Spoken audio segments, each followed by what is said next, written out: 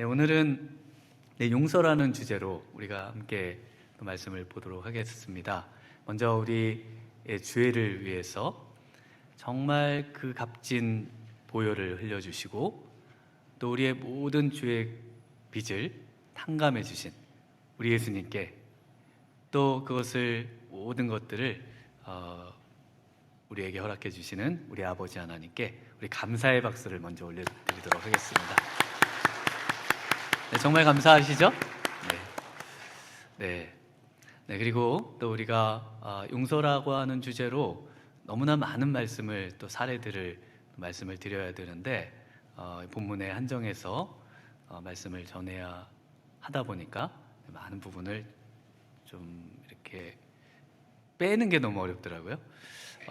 그래서 먼저 우리가 우리 자신을 또 용서하고 또 어떤 분들은 하나님을 용서하지 못하는 분들도 있으시더라고요.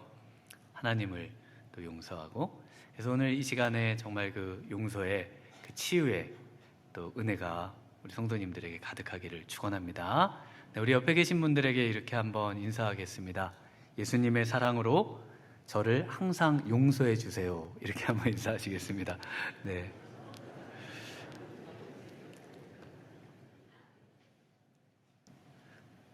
어떤 목사님께서 자신이 말씀 묵상을 목숨 걸고 하는 이유에 대해서 글을 쓰셨습니다. 그 말씀 묵상을 목숨 걸고 하는 이유가 뭐냐면은 그 이유를 이렇게 말씀하시는데요.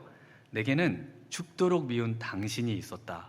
그 당신 때문에 시달리는 것이 너무 힘들어서 그를 어찌하고 싶은데 어찌할 수 없는 무기력감에 지쳐서 남을 미워하는 내가 하도 미워서 날마다 죽고 싶었다. 그 시간이 무려 5년이다. 돌아보면 그때 나는 온종일 원수를 묵상했다. 길을 걷다가도 대화를 나누다가도 무료하거나 무력해서 멍하니 앉아있을 때도 기도를 하건 성경을 읽건 간에 나는 원수를 묵상했다. 그래서 우리가 신앙생활을 하는데요, 우리에게 용서하지 못하는 그 사람이 우리의 시선을 사로잡고 우리의 마음을 사로잡고 우리의 모든 것을 빼앗아가서 그 원수에게 집중되어 있는 그런 삶을 사셨다고 고백을 하고 있습니다. 그런 삶이 어떤 결과를 가져오는지 또 기록을 하십니다. 내가 미워하면 내 안에서 도끼와 악기가 나온다. 그것이 내가 그토록 죽이고 싶은 그 사람을 다치게 하거나 아프게 하기 전에 바로 나 자신을 상하게 만든다. 독하고 악한 기운이 먼저 내 몸에 퍼진다. 미워하는 것은 하나님께는 죄이고 나에게는 병이다, 또 독이다.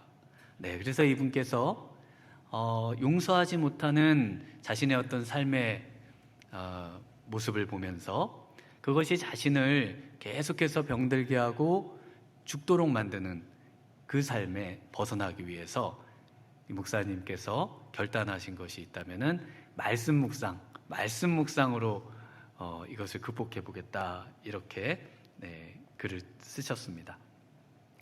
이 목사님처럼 오늘날 우리의 많은 성도님들이 가장 지키기 어렵고 또 지킬 수 없는 말씀이 바로 이 용서일 것입니다.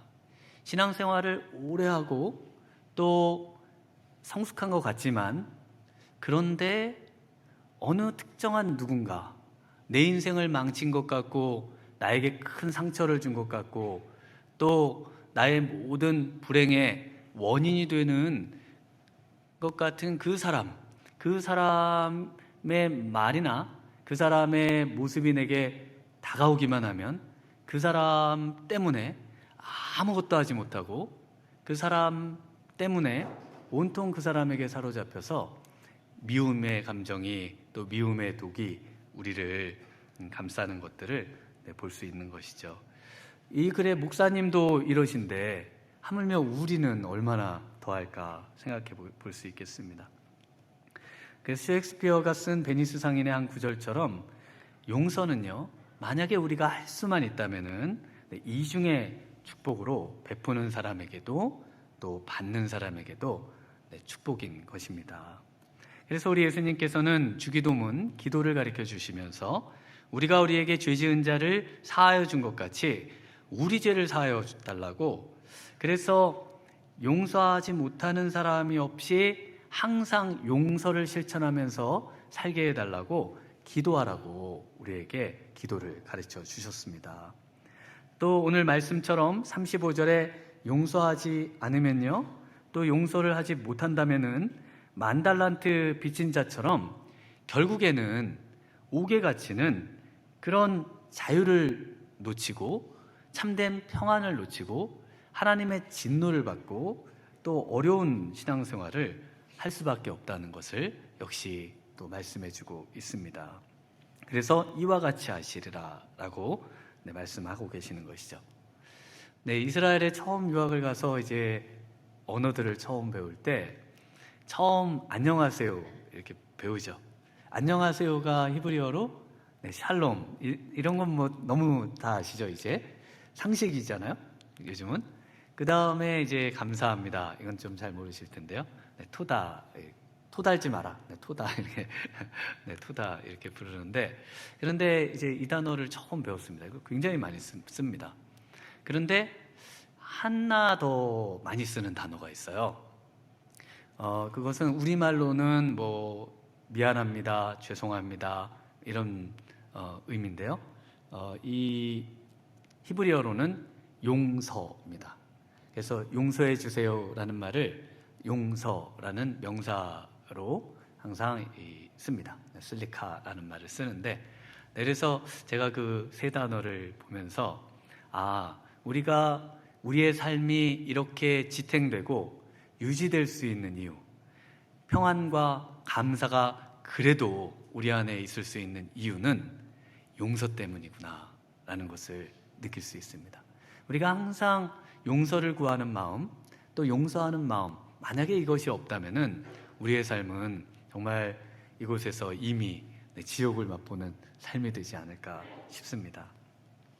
라피드는 그래서 이런 말을 합니다. 한 번 용서하라, 그리고 2번 용서하라, 그러나 3번 용서는 없다, 이렇게 말을 합니다. 그러니까 사람이 3번을 용서한다는 것은 엄청나게 위대한 거예요. 3번을 동일한 사람에게 동일한 문제로 3번을 용서한다. 그래서 오늘 마태복음 18장에 천국에서 누가 큰 자입니까? 라는 그런 질문으로 제자들이 논쟁을 하고, 그리고 베드로가 그 2번째 질문으로 천국에서는 7번 정도 용서하는 사람이면 아주 큰 자가 되지 않겠습니까? 이렇게 예수님께 묻는 겁니다. 그때 우리 예수님께서 22절에 70번을 7번까지라도 해라 라고 말씀을 하시죠. 그래서 이 7번을 70번이라고 했을 때는 이 영원한 용서, 무한한 용서를 말씀하고 계시는 것입니다.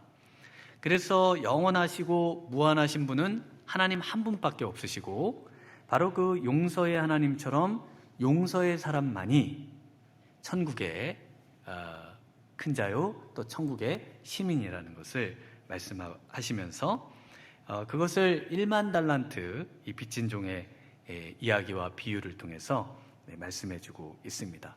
어떻게 우리가 영원한 용서, 1번, 2번이 아니라 또 더 나아가서 7번, 이런 숫자가 아니라 정말 영원한 용서의 사람이 돼서 우리 주님께서 원하시는 그런 인생을 살 수 있을까? 그런 축복의 인생을 살 수 있을까?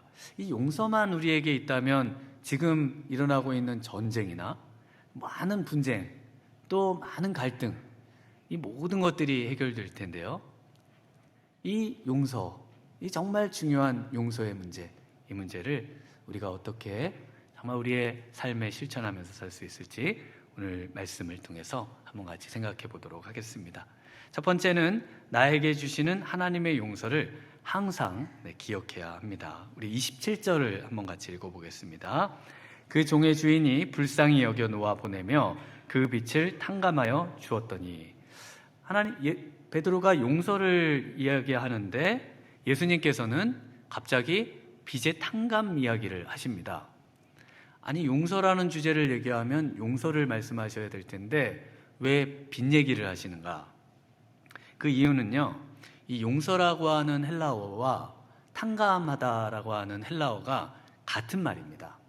그래서 같은 단어이기 때문에 이 용서라고 하는 막연해 보이고 추상적인 내용을 오히려 이 탕감, 빛의 탕감이라고 하는 우리 삶의 아주 실질적인 문제로 우리 예수님께서 이것을 푸시고 또 설명하시고, 그러면서 이 용서의 문제의 진리를 알기 쉽게 하시기 위해서 이 빚 문제를 지금 이야기를 하고 계십니다.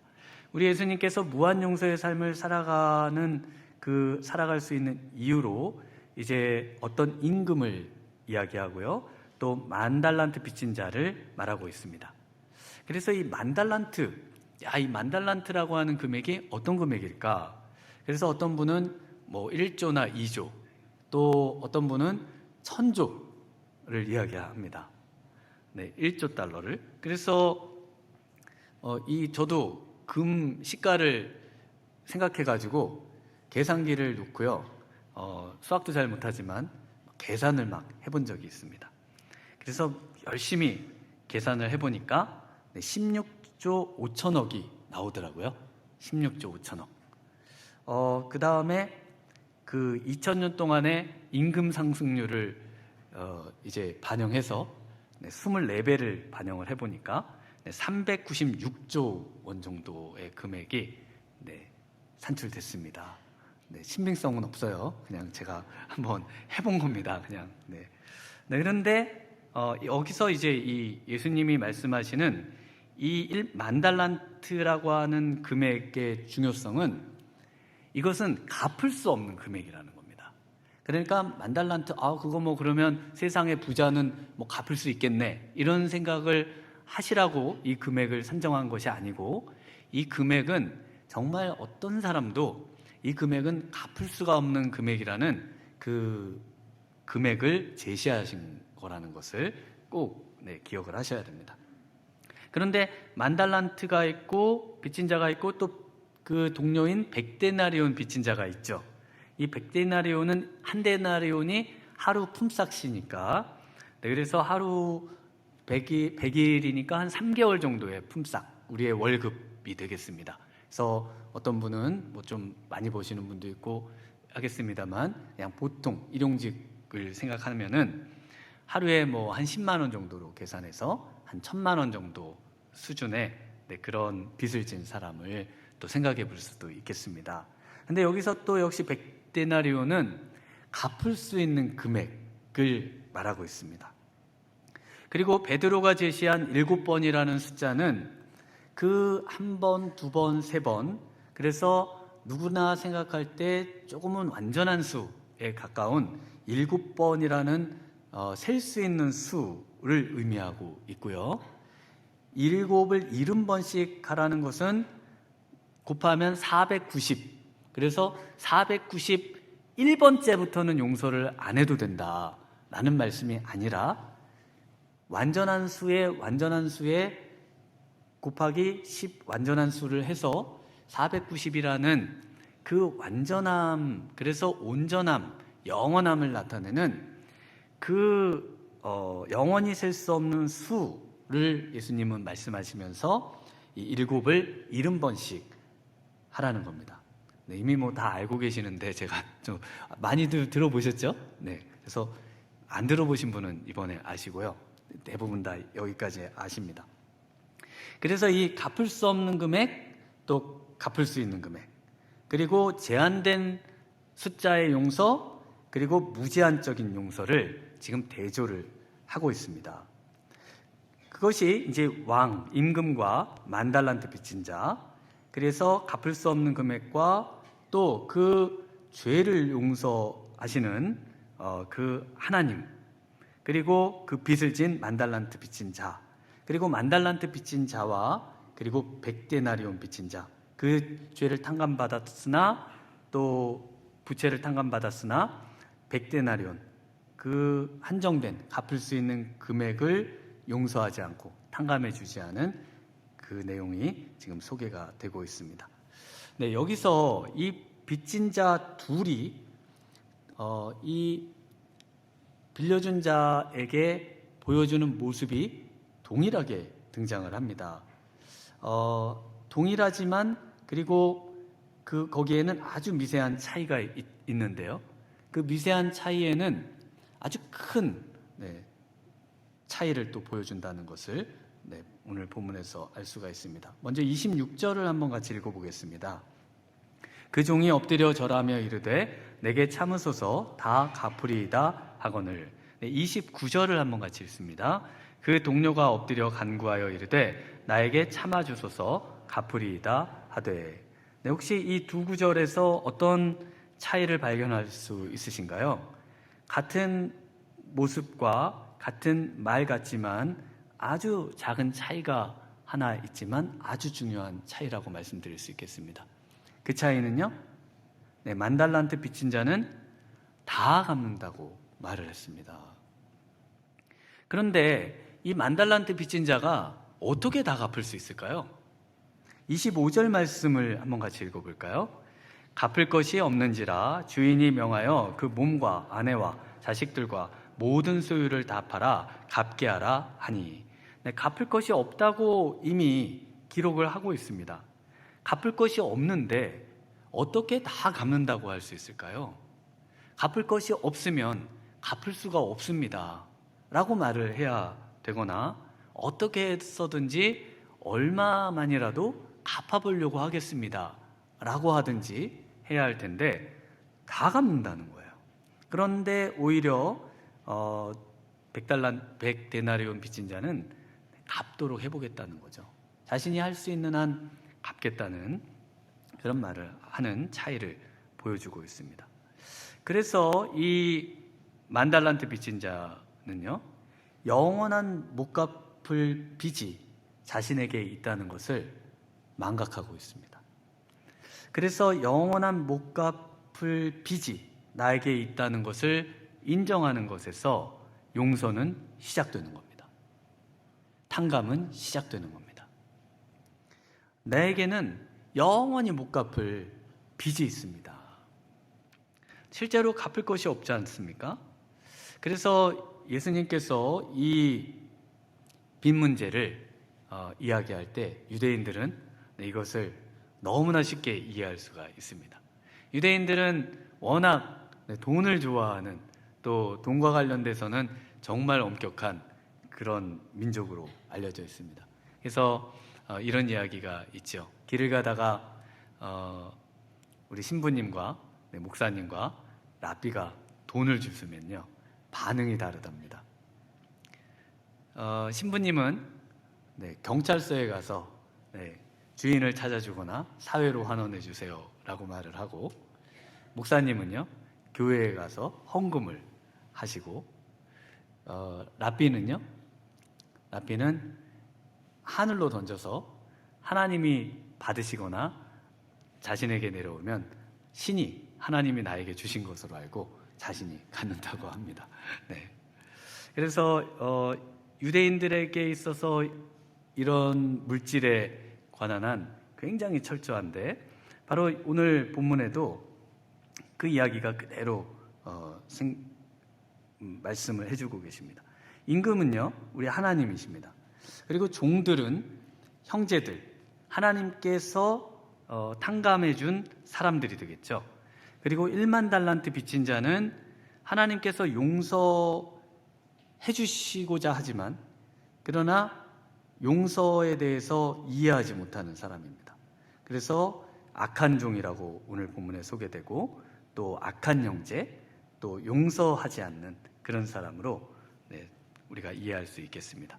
또 100데나리온 빚진 자는 형제에게, 하나님이 아닌 형제에게 죄를 지은 사람이라는 것입니다.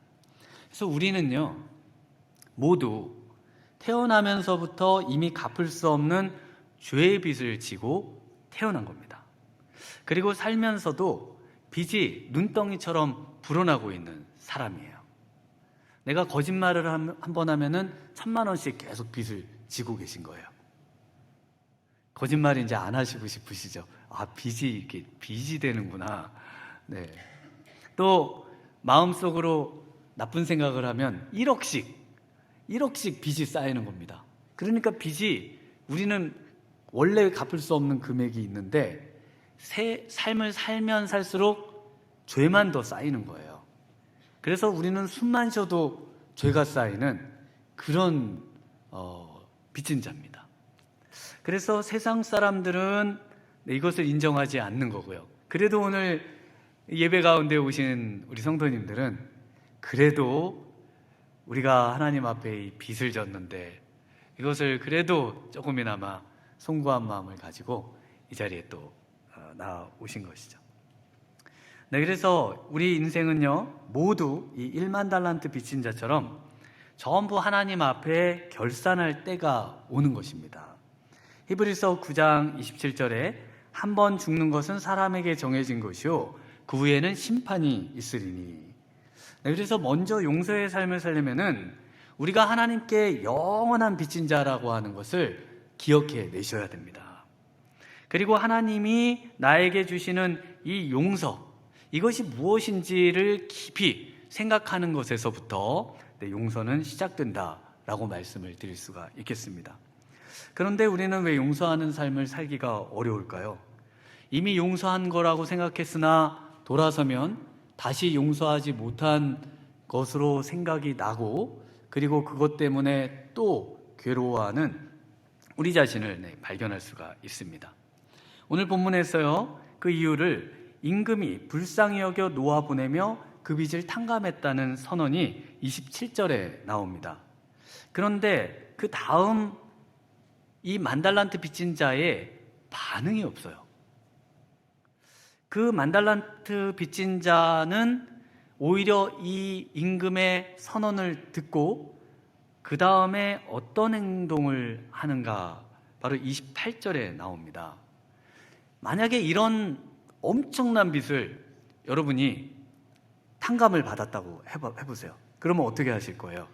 너무 감사해서 감사합니다를 하든지 거기서 눈물을 흘렸더라 라고 하든지 늘 감사를 해서 동네방네 임금의 이 놀라운 덕을 칭송했더라 이런 뭔가가 나와야 되는데 이 1만 달란트 빚진 자의 행동은요 28절을 우리가 한번 같이 읽어보겠습니다. 함께 읽습니다. 그 종이 나가서 자기에게 100데나리온 빚진 동료 한 사람을 만나 붙들어 목을 잡고 이르되 빚을 갚으라 하매. 네, 10,000달란트 빚진 자가 이 임금의 선언을 듣고 한 행동이 뭡니까? 네, 밖에 나가서 그리고 100데나리온 빚진 동료 한 사람을 만납니다. 여기서 만나다라고 하는 말은요 헬라어로 찾다라는 말입니다. 그래서 목적을 가지고 찾거나 우연히 찾거나 둘 다를 의미하는 단어가 이 만나다라는 동사인데요. 그래서 우리가 찾으라 그러면 찾을 것이오 라는 성경 구절 잘 아시듯이 이 열심히 뭔가 노력해서 찾는 것을 말합니다. 그러니까 이 100데나리온 이 사람을 지목해서 찾았던지 아니면 이 사람은 아니지만 열심히 찾다가 이 사람을 만났던지 둘 중에 하나인 겁니다. 그런데 이 사람을 목적을 가지고 찾은 것 같은 거예요. 왜냐하면은 둘 다 가능한데 이 100데나리온 빚진 자를 이 임금을 만난 뒤에 바로 찾거든요. 왜냐하면은 이 10,000달란트 빚진 거를 10,000달란트 빚진 자가 임금에게 뭐라고 합니까? 내가 다 갚으리이다. 갚겠다고 했습니다. 주인은 그것을 탕감했죠. 임금은 그것을 탕감했습니다. 그러나 10,000달란트 빚진 자는 나는 이걸 갚겠다는 겁니다. 그래서 갚으려면 어떻게 해야 돼요? 이미 갚을 것이 없는 이 사람에게 머리에 떠오르는 것이 있다면은 바로 100데나리온 빚진 자, 그 사람을 찾아서 100데나리온을 어떻게든 얻어서 10,000달란트에 100데나리온을 마이너스 시키는 것이 내 삶의 목표가 되는 것입니다. 그래서 이 만달란트 빚진 자는요, 임금의 선언을 이해하지 못하고 있습니다. 용서해 준다는 것, 탕감해 준다는 것을 전혀 이해하지도 못하고 받아들이지도 못한다는 것을 알 수가 있습니다. 당신의 부채는 사라졌습니다. 축하합니다. 그러면서 옆에 있는 동료들이 막 축하하는데 이 사람들이 전부 미쳤나? 세상에 그런 일이 어떻게 있을 수 있습니까? 빚을 갚지 않는다는 것은 정의롭지 못합니다. 나는 다 갚을 겁니다. 그러면서 그 자리를 나와서 한 행동이 100데나리온 빚진 자를 찾았다는 것입니다. 열심히 빚을 갚기 위해서요, 악착같이 살고요, 자비도 없고요, 쉼도 없이 그 빚을 갚으려고 찾아다니는 인생, 이런 인생은 전혀 내 의지로 또 내 마음으로 용서할 수 없는 삶을 살 수밖에 없더라는 것입니다. 로마서 3장 19절 20절에 우리가 알거니와 무릇 율법이 말하는 바는 율법 아래에 있는 자들에게 말하는 것이니 이는 모든 입을 막고 온 세상으로 하나님의 심판 아래에 있게 하려 함이라. 그러므로 율법의 행위로 그의 앞에 의롭다 하심을 얻을 육체가 없나니 율법으로는 죄를 깨달음이니라. 네, 온 세상에 하나님의 심판 아래 있도록 하기 위해서 바로 이 율법을 주셨다는 것입니다. 율법은 하나님의 법을 의미합니다. 세상의 법은 필요에 의해 만들어지고 수정되고 바뀌어질 수 있지만요, 하나님의 법은 영원히 변치 않는 가장 인류의 정의를 구현하기에 완벽한 법이죠. 그래서 세상의 법은 우리의 외적인 활동만을 규제할 수 있을지 모르지만 하나님의 법은 우리의 외적인 활동 이전에 우리의 내면에까지 적용되는 법입니다.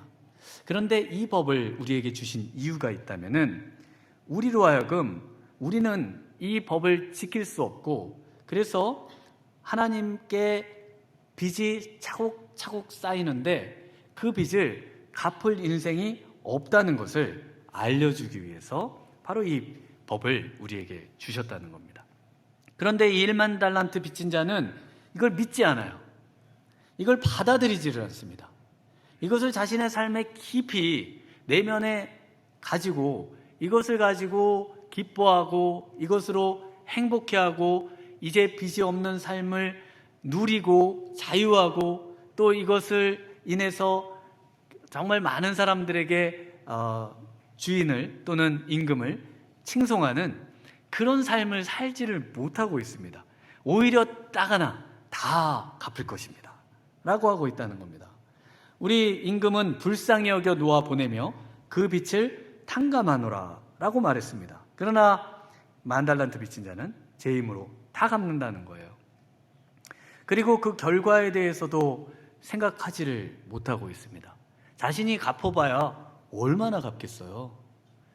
빚은 더 늘고 쌓여가는데 어떻게 그것을 갚을 수 있을까요? 그래서 빚진 자의 결과는 다 동일합니다. 100데나리온 빚진 자도 가둬서 감옥에 가두죠. 그리고 만달란트 빚진 자도 결국 주인이, 임금이 감옥에 가두죠. 둘 다 감옥에 갇혀요. 그런데 감옥의 질이 또 다릅니다. 100데나리온이 빚진 자는 그냥 이 땅에서 100데나리온의 값어치의 감옥에 갇히지만 만달란트 빚진 자는요, 임금의 감옥에 갇힙니다. 그런데 그 감옥은 영원한 감옥이고요. 그래서 그 감옥을 성경에서 뭐라고 할까요? 지옥이라고 합니다. 그 감옥을 지옥이라고요. 그래서 영원한 형벌을 받는 지옥에 갇힌다는 것이죠. 이 엄청난 빚을 하나님께서 탕감해 주신다는 것을 정의롭지 못하다고 생각합니다.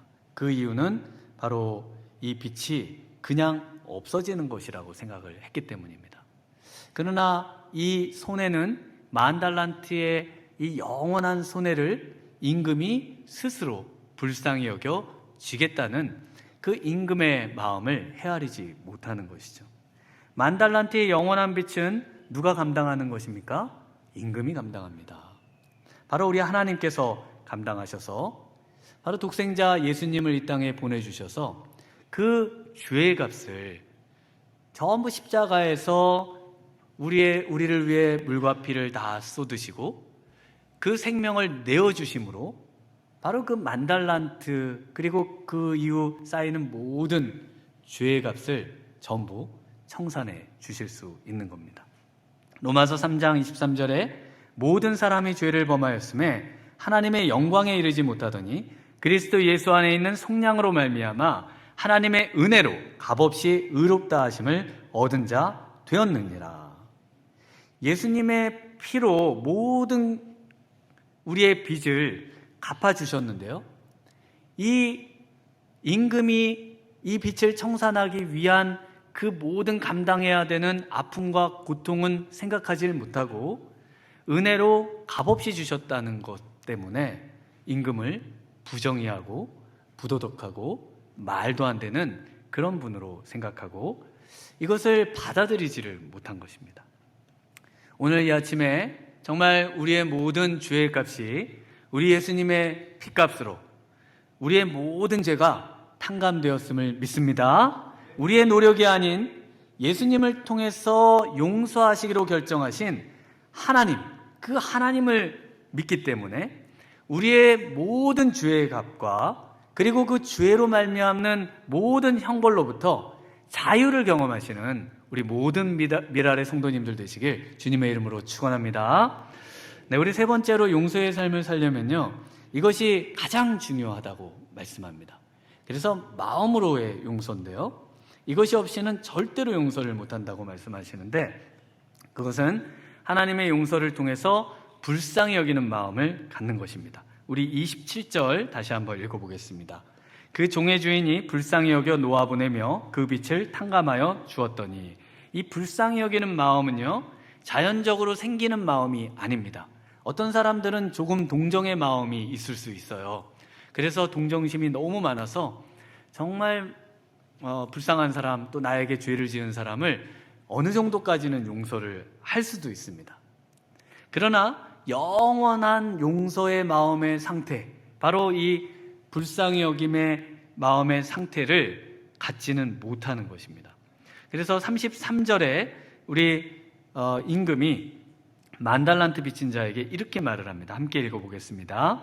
내가 너를 불쌍히 여김과 같이 너도 내 동료를 불쌍히 여김이 마땅하지 아니하냐 하고, 하나님의 불쌍히 여김을 진심으로 경험한 자만이 바로 이 불쌍히 여기는 마음을 갖게 된다는 것입니다.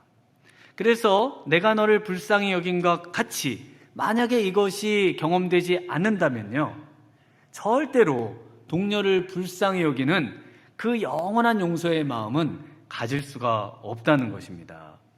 이 마음을 가진 동료들, 바로 종들도 31절에 이렇게 말을 하는데, 우리 31절도 한번 같이 읽어보겠습니다. 그 동료들이 그것을 보고 몹시 딱하게 여겨 주인에게 가서 그 일을 다 알리니, 네, 몹시 딱하게 여기다 라는 표현, 우는 자들로 함께 울고 웃는 자들로 함께 웃는 바로 이 동정, 공감, 이 능력을 말하고 있습니다. 하나님의 이 불쌍히 여김, 그리고 하나님의 이 불쌍히 여김을 통한 탕감을 경험하는 자만이 바로 이 불쌍히 여기는 마음과 이 공감과 동정의 마음과 능력을 받을 수 있다는 것입니다. 이 공감, 능력, 이 동정의 마음의 최고이신 분이 바로 우리 예수님이시죠. 히브리서 4장 15절에 우리에게 있는 대제사장은 우리의 연약함을 동정하지 못하실 리가 아니요 모든 일에 우리와 똑같이 시험을 받으신 이로되 죄는 없으시니라. 우리가 당하고 있는 모든 어려움과 고통과 환난과 아픔과 용서할 수 없는 그런 용서하지 못해 당하는 이 아픔도 우리 예수님은 다 우리를 불쌍히 여기시고, 그리고 우리에게 찾아오셔서 용서할 수 있도록 자신이 모든 은혜와 또 긍휼함과 자비와 또 불쌍히 여김을 우리에게 베풀어 주신다는 것입니다. 이것을 받은 바로 하나님의 백성들도요, 히브리서 10장 34절에 너희가 갇힌 자를 동정하고 너희 소유를 빼앗기는 것도 기쁘게 당한 것은 더 낫고 영구한 소유가 있는 줄 알미라. 이와 같은 삶을 살 수 있는 이유는 바로 하나님의 우리를 불쌍히 여기심과 우리 예수님께서 우리를 동정하시고 공감해 주시는 그 은혜만이 우리로 하여금 이와 같은 삶을 살 수 있도록 만들어 주신다는 것입니다. 1살 때 뇌수막염을 앓고 또 성홍열을 알아서 청력과 시력을 완전히 상실하고 듣지도 못하고 보지도 못하고 말할 수도 없었던 미국의 사회운동가이자 장애인 인권운동가이고 또 작가였던, 또 심지어는 나중에 연설가로도 활동했던 헬렌 켈러라고 하는 분을 잘 아실 것입니다. 중증 복합장애를 앓았던 이분이 어떻게 이것을 극복하고 위대한 인물이 되었는가? 바로 헬렌 켈러의 선생님이었던 앤 설리반 선생님 때문이었습니다. 그런데 이 앤 설리반 선생님도 어려서부터 고아로, 또 자기에게 유일하게 있었던 남동생도 일찍 죽었을 뿐 아니라요, 또 심지어는 맹인이었습니다. 그래서 미국 보스턴의 한 정신병원에 있었는데 그 담당 의사가 이 어린 설리반에게 회복 불가능이란 판정을 내립니다. 그런데 이곳에 있었던 노 간호사였던 앤이라고 하는 간호사가 매일 이 설리반에게 찾아와서 이 설리반을 자신의 이름, 앤이라는 이름을 붙여주고 작은 앤이라고 불렀습니다. 그리고는 매일같이 나는 너를 정말 사랑한다 하면서 매일같이 안아주었다고 해요. 그리고 이 애니가 이 간호사의 이 사랑 때문에요, 점점 얼굴이 밝아지고, 그리고는 맹아학교에서 최우수 학생으로 졸업을 하고요. 그리고 앞을 보지 못했던 시력도 수술을 통해서 앞을 볼 수 있게 되었습니다. 자신이 겪은 고통과 아픔을 통해서 남의 고통을 더 공감하고 도울 수 있기를 원했던 바로 이 설리반 선생님이 헬렌 켈러가 선생님을 도와줄 사람을 구한다는 신문의 광고를 보고 찾아가서 바로 선생님이 됩니다. 그래서 이 헬렌 켈러에게 손가락의 감각과 또 후각을 통해서 돌도 꽃도 또 책도 읽게 해주고, 또 더 나아가서는 자신의 입과 또 성대와 모든 곳의 진동을 손가락으로 느끼도록 해서 연설까지 하게 만들었습니다. 말도 못하는, 자기 말을 알아들을 수도 없는, 볼 수도 없는, 글을 볼 수도 없는 헬렌 켈러가 그 선생님의 모든 것을 그대로 다 느끼고 경험하면서 최고의 그런 인생으로 거듭날 수 있었습니다. 사랑이라는 것을 알까? 그래서 사랑이라는 것을 헬렌 켈러의 손에 아는지 물어봅니다. 그러자 헬렌 켈러가 이렇게 말을 하죠. 선생님이 우리 집에 오셔서 안아주셨을 때 알 수 없는 기쁨이 내 안에 있었는데 그것이 사랑이라는 것을 알게 되었습니다. 네, 우리가 복음을 통해서 하나님의 용서를 받는다는 것은요, 바로 우리 예수님의 이 공감과 우리 예수님의 이 채울하심과 또 우리 예수님이 우리와 함께 하시는 바로 이 사랑과 긍휼과 자비와 용서를 경험하는 것인 줄 믿습니다. 이 놀라운 은혜가 우리에게 경험되고 우리에게 정말 감당되어질 때만이 우리가 우리의 이웃을 향해 이 땅을 사는 동안 용서하며 사는 줄 믿습니다. 오늘 우리의 아픔과 또 우리의 말할 수 없는 고통과 이 모든 것들을 외면하지 않으시고 오늘 이 시간 우리에게 찾아오셔서 우리의 신음과 음성을 들으시는 바로 그 예수님께 이 시간 우리 한번 함께 찬양하며 기도하며 나아가도록 하겠습니다.